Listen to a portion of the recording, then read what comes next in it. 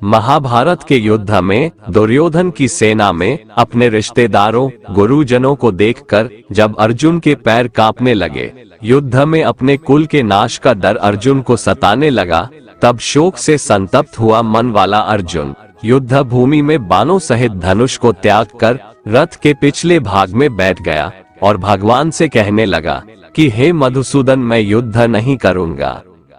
अगर मुझे तीनों लोकों का साम्राज्य भी मिल जाए तो भी मैं अपने इन रिश्तेदारों और परिवारजनों की हत्या नहीं करूंगा। हे श्री कृष्ण, मैं भिक्षा मांगकर खाना ज्यादा कल्याणकारक समझता हूँ, क्योंकि अपने परिवारजनों को मारकर ना तो मुक्ति मिलेगी और ना ही धर्म की सिद्धि होगी। तब भगवान श्री कृष्ण ने अर्जुन को गीता का परम ज्ञान दिया था। यह वह ज्ञान है जो सिर्फ अर्जुन के लिए नहीं था, बल्कि पूरी मानव जाति के लिए है।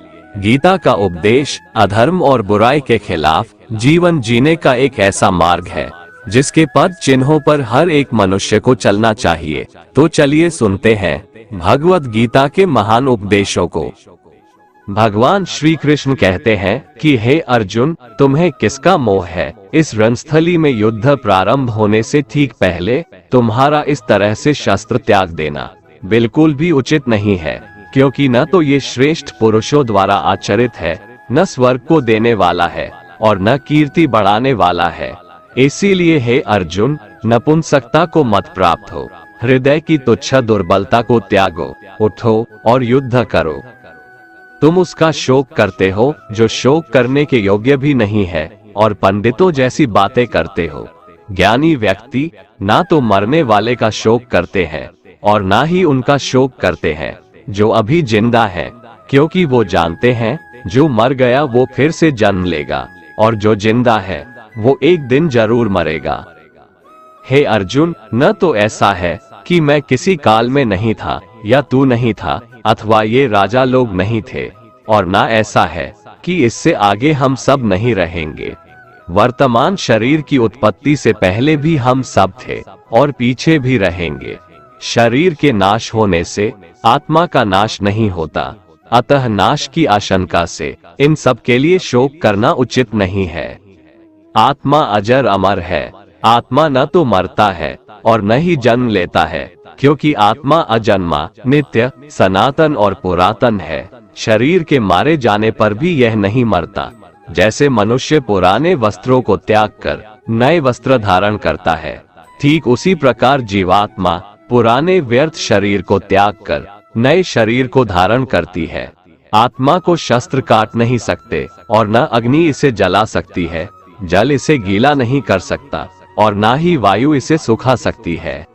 परंतु फिर भी अगर तुम इस आत्मा को सदा जन्म लेने वाला और सदा मरने वाला समझता है, तो भी हे महाबाहो, तू इस प्रकार का शोक करने के योग्य नहीं है, क्योंकि इस मान्यता के अनुसार जन्मे हुए की मृत्यु निश्चित है और मरे हुए का जन्म लेना भी निश्चित है। हे अर्जुन, अपने धर्म से भागकर तुम भय मत कर, क्योंकि क्षत्रिय के लिए धर्मयुक्त युद्ध से बढ़कर दूसरा कोई कल्याणकारी कर्तव्य नहीं है। हे पार्थ, अपने आप प्राप्त हुए और खुले हुए स्वर्ग के द्वार रूपी इस प्रकार के युद्ध को भाग्यवान क्षत्रिय लोग ही पाते हैं। किंतु अगर तुम इस धर्मयुक्त युद्ध को नहीं करेगा तो स्वधर्म और कीर्ति को खोकर पाप को प्राप्त होगा तथा युगों युगों तक तुम्हारे अपकीर्ति की चर्चा होगी।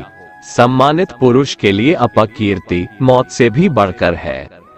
या तो तुम युद्ध में मारा जाएगा और स्वर्ग को प्राप्त होगा, या तो संग्राम में जीतकर पृथ्वी का राज्य भोगेगा। इस कारण हे अर्जुन, उठ और युद्ध कर। जय पराजय, लाभ हानि और सुख दुख को समान समझकर युद्ध के लिए तैयार हो जा।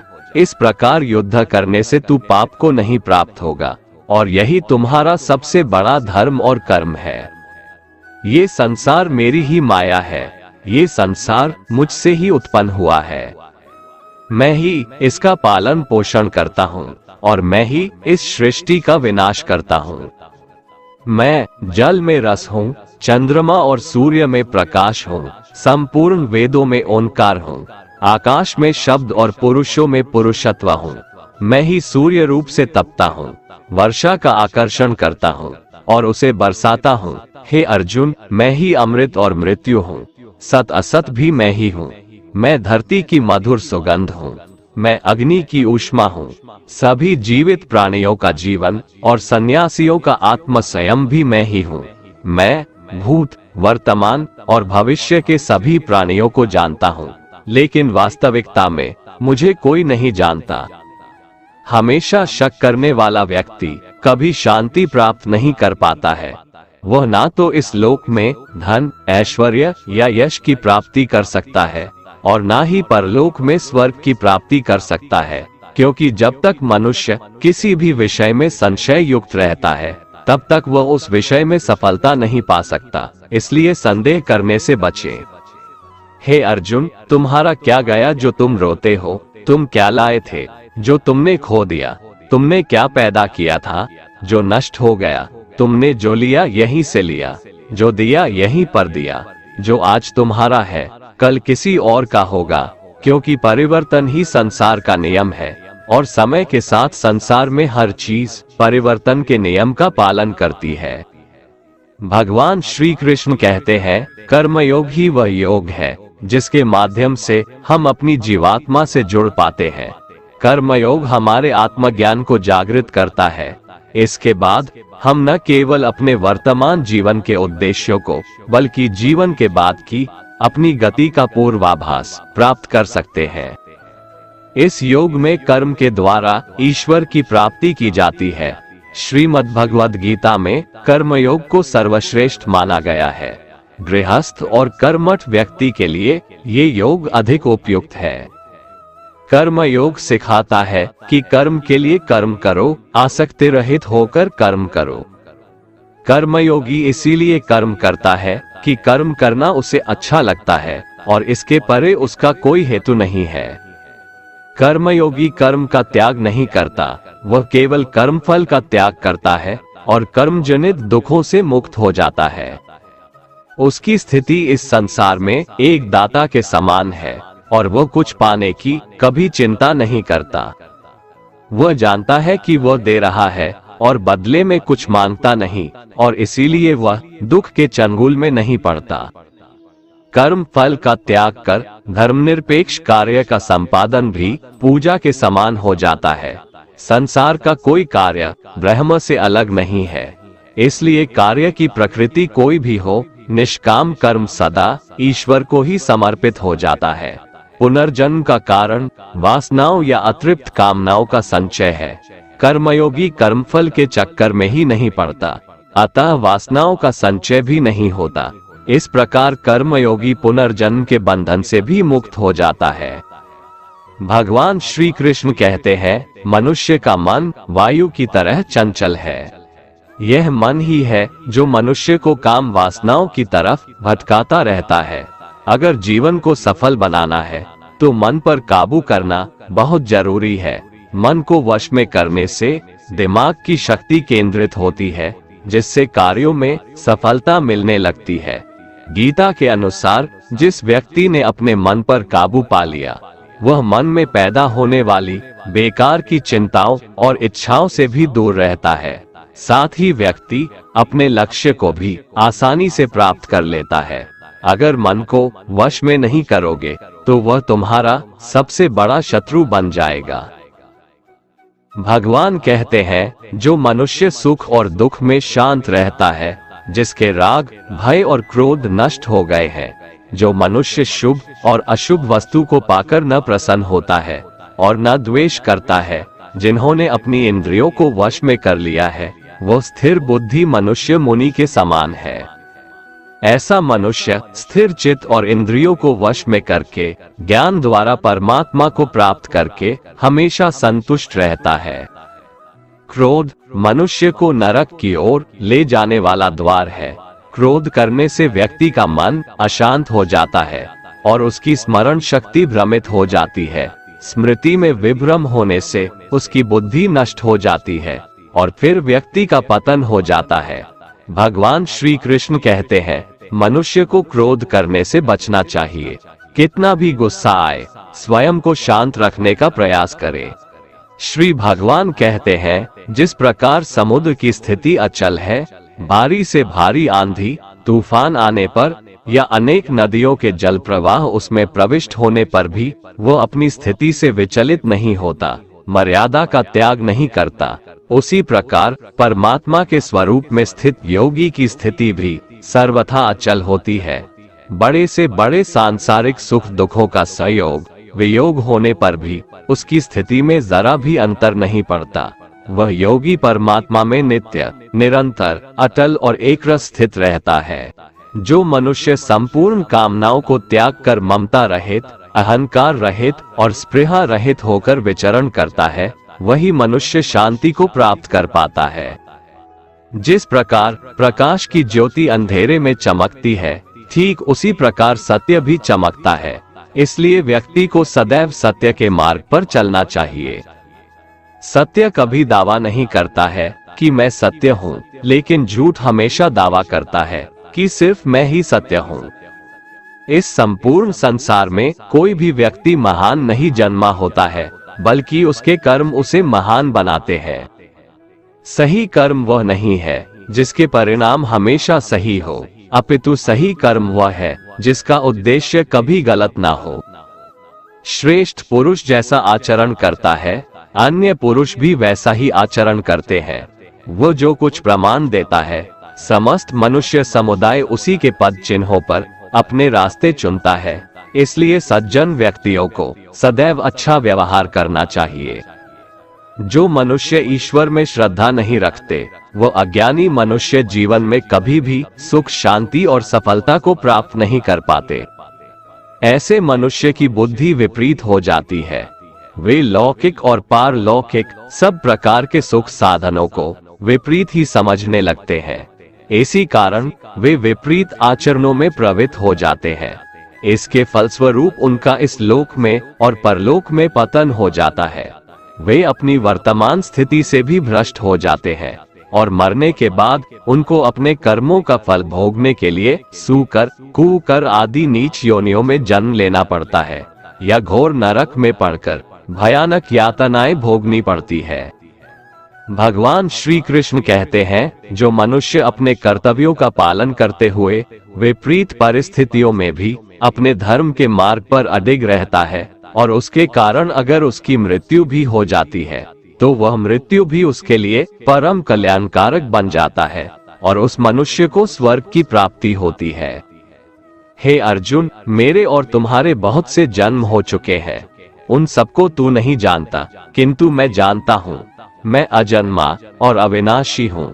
मैं समस्त प्राणियों का ईश्वर होते हुए भी अपनी प्रकृति को अधीन करके अपनी योग माया से प्रकट होता रहता हूँ।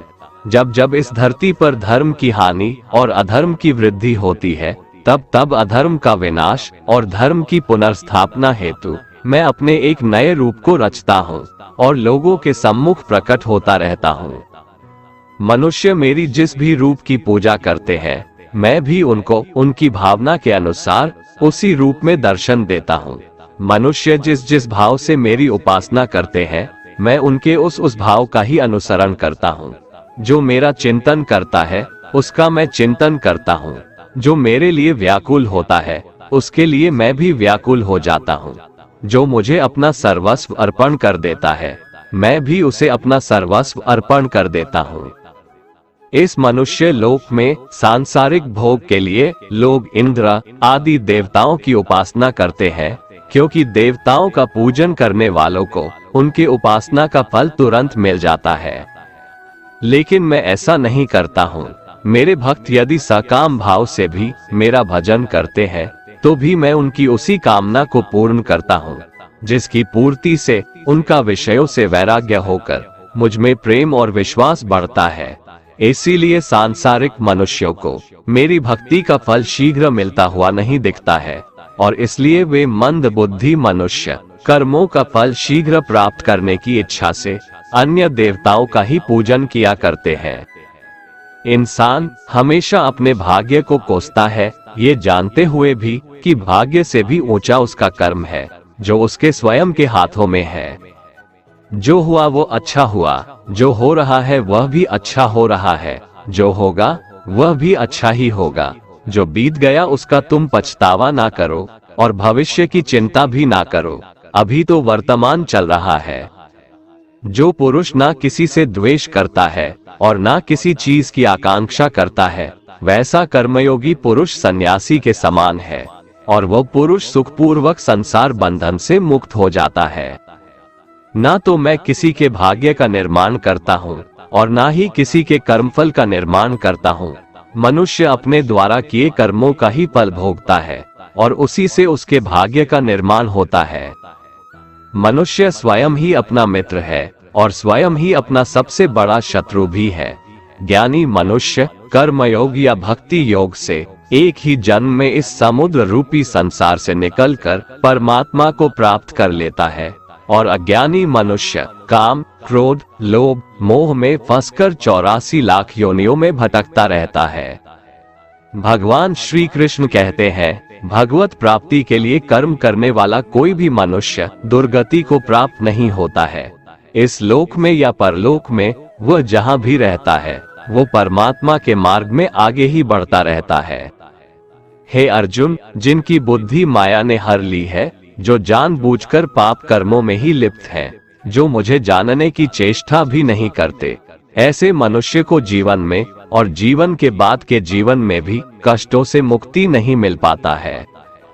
जो मनुष्य अंत काल में भी मुझको स्मरण करता हुआ शरीर त्यागता है, वह मेरे परम धाम को प्राप्त होता है, इसमें कोई संशय नहीं है। देवताओं को पूजने वाले देवताओं को प्राप्त होते हैं, पितरों को पूजने वाले पितरों को प्राप्त होते हैं, भूतों को पूजने वाले भूतों को प्राप्त होते हैं, और मेरा पूजन करने वाले भक्त मुझको ही प्राप्त होते हैं, इसलिए मेरे भक्तों का पुनर्जन्म नहीं होता। जो कोई भक्त मेरे लिए प्रेम से पत्र, पुष्प, फल, जल आदि अर्पण करता है, उस शुद्ध बुद्धि निष्काम प्रेमी भक्त का प्रेम पूर्वक अर्पण किया हुआ वह पत्र, पुष्प मैं सद्गुण से प्रकट होकर प्रेम पूर्वक खाता हूँ। भगवान श्री कृष्ण कहते हैं, हे अर्जुन, तू जो कर्म करता है, जो खाता है, जो हवन करता है, जो दान देता है और जो तप करता है, वह सब मुझे अर्पण कर, मैं तुम्हें मुक्ति प्रदान करूंगा। मेरे लिए ना तो कोई प्रिय है और ना ही अप्रिय, परंतु जो भक्त मुझको प्रेम से भजते हैं, वो मुझ में है और मैं उनमें हूँ। यदि कोई दुराचारी भी अनन्य भाव से मेरा भक्त बनकर मुझको भजता है, तो वह पुरुष भी साधु के समान है, क्योंकि उसने भली भांति निश्चय कर लिया है कि परमेश्वर के भजन के समान अन्य कुछ भी नहीं है। स्त्री, वैश्य, शूद्र, भूत, पिशाच, चांडाल कोई भी हो, वो मेरी शरण में आकर परम गति को प्राप्त होते हैं। हमारे तामसिक गुण हमारे अंदर हीन भावना पैदा करके हमें खुद को उदास और नुकसान पहुंचाते हैं, और हमारे राजसिक गुण हमें ईर्ष्यालु और लोभी बना देते हैं। भगवान श्री कृष्ण कहते हैं, हर मनुष्य को तामसिक और राजसिक गुणों को खत्म करके अपने सात्विक गुणों से परिचित होना पड़ेगा। सात्विक गुण वो है जो आत्मा को अपने आसपास की हर चीज से जोड़े रखता है और उन्हें प्यार करना सिखाता है। किसी का अच्छा ना कर सको तो बुरा भी मत करना, क्योंकि दुनिया कमजोर है, लेकिन दुनिया बनाने वाला नहीं। जिंदगी में हम कितने सही हैं और कितने गलत हैं, ये केवल दो लोग जानते हैं, एक परमात्मा और दूसरी हमारी अंतरात्मा। अपने आप को भगवान के प्रति समर्पित कर दो, यही सबसे बड़ा सहारा है। जो कोई भी इस सहारे को पहचान गया है, वह डर, चिंता और दुखों से आजाद रहता है। मनुष्य को सबसे पहले खुद का आकलन करना चाहिए, अर्थात खुद के बारे में जान लेना चाहिए। खुद की काबिलियत और क्षमता को जानना ही मनुष्य को आत्मज्ञान की प्राप्ति करा सकता है। जब तक मनुष्य खुद के बारे में जान नहीं लेगा, तब तक उस मनुष्य का उद्धार नहीं हो सकता। श्रीमद् भगवद गीता में भगवान श्री कृष्ण कहते हैं कि हर एक मनुष्य को अपने आप पर पूरा पूरा भरोसा करना चाहिए, क्योंकि जो लोग खुद पर विश्वास करते हैं, वह अवश्य ही सफलता प्राप्त करते हैं। ऐसा भी बताया जाता है कि जो व्यक्ति जैसा विश्वास करता है, आखिरकार वैसा ही बन जाता है। सुख और दुख सर्दी और गर्मी के समान है। आज अगर दुख है तो कल सुख भी अवश्य होगा। इसलिए इन दोनों ही परिस्थितियों में मनुष्य को संयम से काम लेना चाहिए। जो मनुष्य अपने सभी काम में मन लगाकर अपना कार्य करते हैं और वो छोटे से छोटे कार्यों में भी खुशी ढूंढ ही लेते हैं, वो लोग निश्चित ही अंत में सफलता प्राप्त करते हैं। वहीं दूसरी तरफ ऐसे मनुष्य भी होते हैं जो अपने काम को बस एक बोझ समझकर बस पूरा कर देना चाहते हैं और अपने किसी भी काम को सही ढंग से नहीं करते हैं, तो ऐसे मनुष्य हमेशा ही अपने जीवन में पीछे रह जाते हैं। जो लोग स्वार्थी प्रवृत्ति के हैं, जो सिर्फ अपना मतलब साधने में लगे रहते हैं, जिन्हें दूसरों की भलाई से कोई मतलब नहीं है, ऐसे लोगों का कभी भला नहीं होता। श्री कृष्ण ने गीता सार में उन लोगों के लिए इस उपदेश के माध्यम से बहुत बड़ी सीख दी है। भगवान कहते हैं, स्वार्थ शीशे में फैली धूल की तरह है, जिसकी वजह से व्यक्ति अपना प्रतिबिंब ही नहीं देख पाता। इंसान का स्वार्थ उसे अन्य लोगों से दूर ले जाकर नकारात्मक हालातों की तरफ धकेलता है, जिसके चलते व्यक्ति अकेला रह जाता है।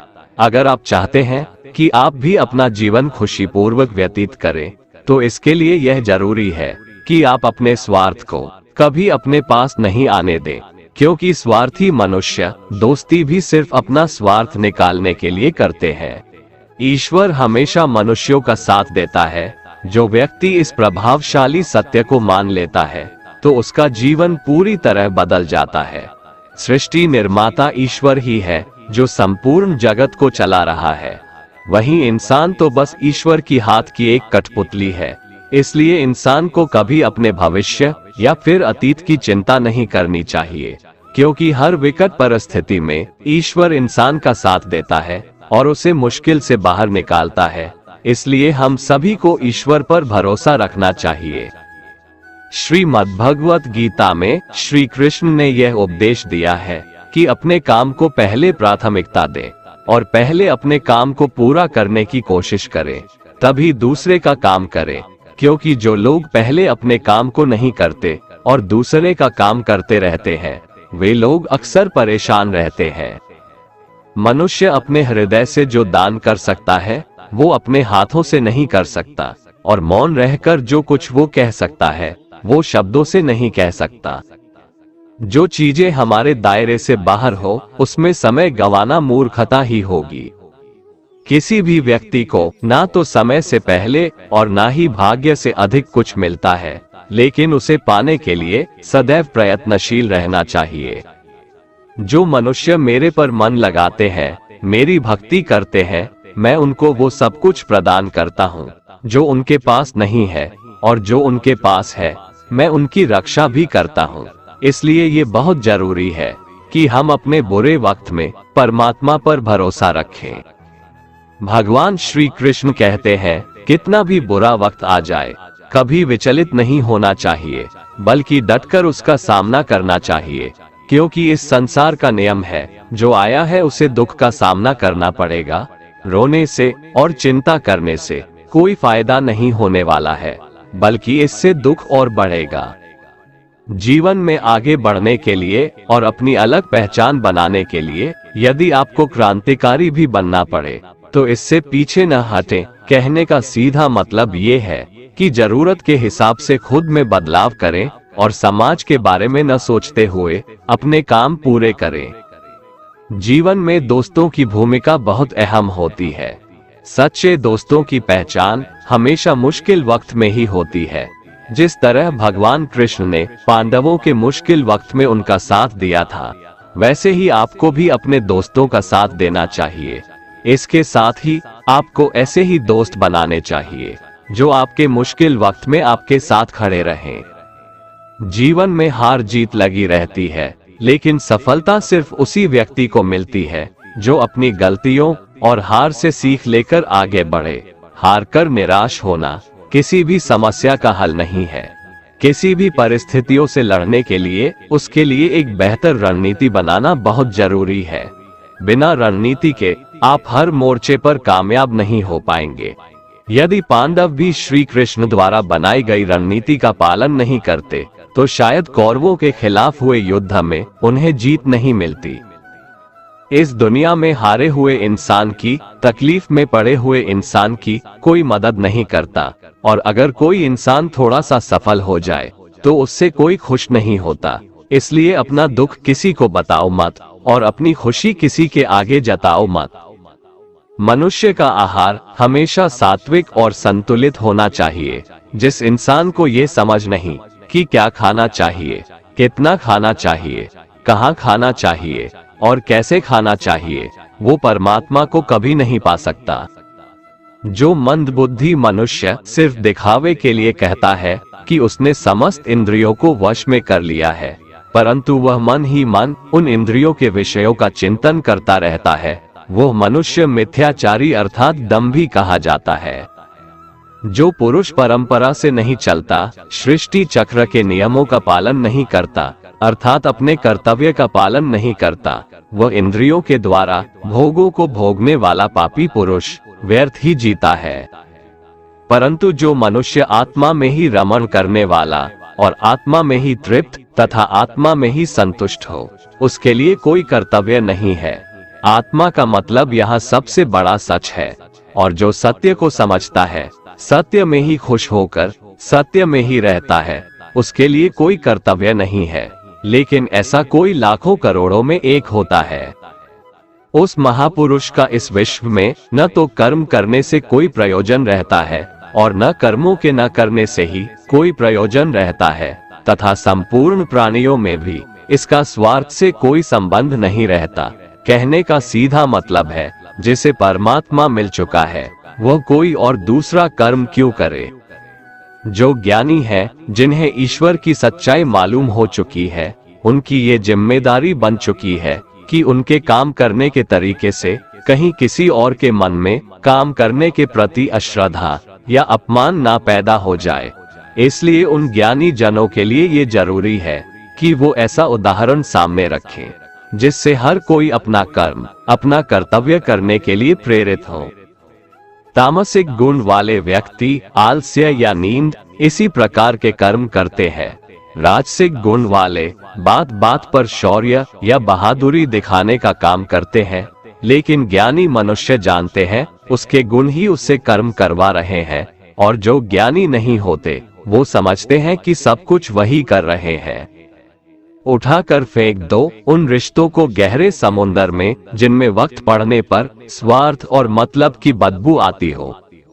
अगर सही मायने में आप अपना जीवन बदलना चाहते हो तो सबसे पहले आपको अपना मन बदलने के लिए तैयार रहना पड़ेगा, क्योंकि जैसा आपका मन रहेगा वैसे ही आपके विचार होंगे, और जैसे आपके विचार होंगे वैसे ही आपका जीवन होगा। जो जा रहा है उसे जाने दो, वो आज रुक भी गया तो कल चला ही जाएगा। आप जितने सरल, सीधे और नर्म दिल के रहोगे, उतना ही चतुर और बेईमान लोगों द्वारा खदेड़ दिए जाओगे। जिंदगी में सब कुछ दोबारा मिल सकता है, पर वक्त के साथ खोया हुआ रिश्ता और भरोसा दोबारा नहीं मिलता। भरोसा उसी पर करना जो निभाने के लायक हो। कुछ पल का साथ तो अर्थी उठाने वाले भी दे देते हैं। सच्चे लोगों पर भी उतना विश्वास रखिए जितना दवाइयों पर रखते हैं। बेशक थोड़े कड़वे होंगे, पर आपके लिए फायदेमंद होंगे। उन लोगों से तो दूरियां ही ठीक है जिन्होंने आपकी नजदीकियों की कभी कदर नहीं की। बड़ा वही होता है जो छोटों के दर्द को समझ सके। कौन क्या कर रहा है, कैसे कर रहा है, क्यों कर रहा है, इन सब से आप जितना दूर रहेंगे उतना ही खुश रहेंगे। हर रिश्ते की अलग अलग सीमाएं होती है, लेकिन बात जब आत्मसम्मान की हो तो वहां पर हर रिश्ता समाप्त कर देना ही उचित होता है। सुबह की नींद इंसान की इरादों को कमजोर बनाती है। मंजिल को हासिल करने वाले लोग कभी देर तक नहीं सोते। मदद एक ऐसी घटना है, करो तो लोग भूल जाते हैं और ना करो तो लोग याद रखते हैं। इंसान दो लोगों से हमेशा हार जाता है, एक अपने परिवार से और दूसरा अपनी पसंद के इंसान से। मूर्ख इंसान अपना तो नुकसान करता ही है, लेकिन जो उसकी मदद करता है उसका भी नुकसान करता है। जीवन में इतने व्यस्त हो जाओ कि पछतावा, दुख, नफरत, डर के लिए समय ही ना बचे। कोई भरोसा तोड़े तो उसका भी धन्यवाद करें। वो हमें सिखाते हैं कि भरोसा सोच समझकर करना चाहिए। जीवन में सुख शांति चाहते हैं तो अपनी समस्याओं और आलोचनाओं को खुद पर हावी ना होने दें। जन्म से मिले रिश्ते तो प्रकृति की देन है, लेकिन खुद के बनाए रिश्ते आपकी पूंजी है, इन्हें संभाल कर रखिए। किसी व्यक्ति के गुण दोषों का निर्धारण करने से पूर्व अपनी दृष्टि को निष्पक्ष और पारदर्शी बनाना आवश्यक होता है। किसी को अपनी कमजोरी मत बताओ, क्योंकि अक्सर लोग दूसरों की कमजोरी का फायदा उठा लेते हैं। जिंदगी में दो लोगों को कभी मत भूलना, एक वो जिसने तकलीफ दी हो और दूसरा वो जिसने तकलीफ में साथ दिया हो। भगवान श्री कृष्ण कहते हैं, तू मन छोटा मत किया कर, जहां तेरे अपने मुंह फेर लेंगे वहां मैं तुम्हारा साथ दूंगा। तू किसी के आगे इतना भी मत झुक कि वो तुम्हें गिरा हुआ समझने लग जाए। लोग तुम्हारी कदर तभी करेंगे जब तुम उन्हें उन्हीं की तरह नजरअंदाज करना सीख जाओगे। दीपक का जीवन इसलिए वंदनीय नहीं है कि वह जलता है, बल्कि इसलिए वंदनीय है कि वह दूसरों के लिए जलता है, दूसरों से नहीं जलता। कामयाबी और नाकामयाबी दोनों जिंदगी के हिस्से हैं, दोनों ही स्थायी नहीं है। जिंदगी की आधी शिकायतें यूं ही दूर हो जाएगी अगर लोग एक दूसरे के बारे में बोलने की जगह एक दूसरे से बोलना सीख जाएंगे। विश्वास किसी पर इतना करो कि वो तुम्हारे साथ छल करते समय खुद को दोषी समझे, और प्रेम किसी से इतना करो कि उसके मन में सदैव तुम्हें खोने का डर बना रहे। चार वेदों का अर्थ नहीं भी जानो तो कोई बात नहीं, लेकिन समझदारी, जवाबदारी, वफादारी और ईमानदारी, इन चार शब्दों का मर्म जान लो तो भी जीवन सार्थक हो जाएगा। समबुद्धि युक्त पुरुष पुण्य और पाप दोनों को इसी लोक में त्याग देता है, अर्थात उनसे मुक्त हो जाता है। जिस काल में तेरी बुद्धि मोह रूप दलदल को भली भांति पार कर जाएगी, उस समय तू सुने हुए और सुनने में आने वाले इस लोक और परलोक संबंधी सभी भोगों से वैराग्य को प्राप्त हो जाएगा। हे अर्जुन, जिस काल में मनुष्य मन में स्थित संपूर्ण कामनाओं को भली भांति त्याग देता है और आत्मा से आत्मा में ही संतुष्ट रहता है, उस काल में वह स्थित प्रज्ञ कहा जाता है। दुखों की प्राप्ति होने पर जिसके मन में उद्वेग नहीं होता, सुखों की प्राप्ति में जो सर्वथा स्पृहा रहित है, तथा जिसके राग, भय और क्रोध नष्ट हो गए हैं, ऐसा मुनि स्थिर बुद्धि कहा जाता है। जिस प्रकार कछुआ सब ओर से अपने अंगों को जैसे समेट लेता है, वैसे ही जब पुरुष इंद्रियों के विषयों से इंद्रियों को सब प्रकार से हटा लेता है, तब उसकी बुद्धि स्थिर है, ऐसा समझना चाहिए। किससे कब और कितना बोलना है, अगर तुमने ये समझ लिया तो तुम अपनी जिंदगी के सार्थक बन चुके हो। कान्हा कहते हैं, जीवन में कभी मौका मिले तो किसी के लिए सारथी बनना, स्वार्थी नहीं। धर्म से भरा हृदय धर्म का परामर्श देता है, और अधर्म से भरा हृदय अधर्म का परामर्श देता है। इंसान इसलिए दुखी नहीं है कि वह ईश्वर को नहीं मानता, इंसान इसलिए दुखी है क्योंकि वह ईश्वर की नहीं मानता। समय आने पर सबको मिलता है, समय से पहले की चाह ही दुख का कारण बनती है। किसी से सच्चा प्रेम होना शुद्धता और दिव्यता का प्रतीक है। जो कुछ भी हुआ है उसमें तेरा कोई योगदान नहीं है, इसलिए तुम्हारी सारी परेशानियां व्यर्थ है। हर चीज की शुरुआत मुझसे होती है और खत्म भी मुझ पर आकर ही होती है। इंद्रियों से मिलने वाला सुख सच्चा नहीं होता है। इंद्रियों का सुख पहले तुमको अमृत की मिठास देगा, लेकिन बाद में तुम्हारा विनाश कर देगा। कान्हा कहते हैं, हे मानव, तुम अपने जीवन को सार्थक बना सकते हो, लेकिन इसके लिए तुम्हें मेरी शरण में आना पड़ेगा।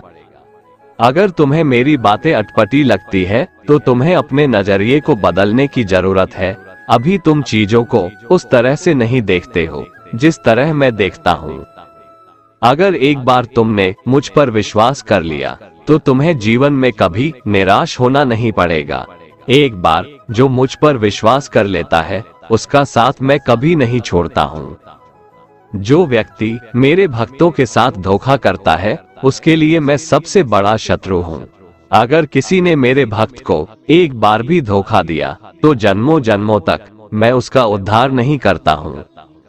मैं हर दिल को एक मंदिर की तरह देखता हूँ। जो दिल जितना सुंदर होता है वहाँ मैं उतना ही अधिक ठहरता हूँ।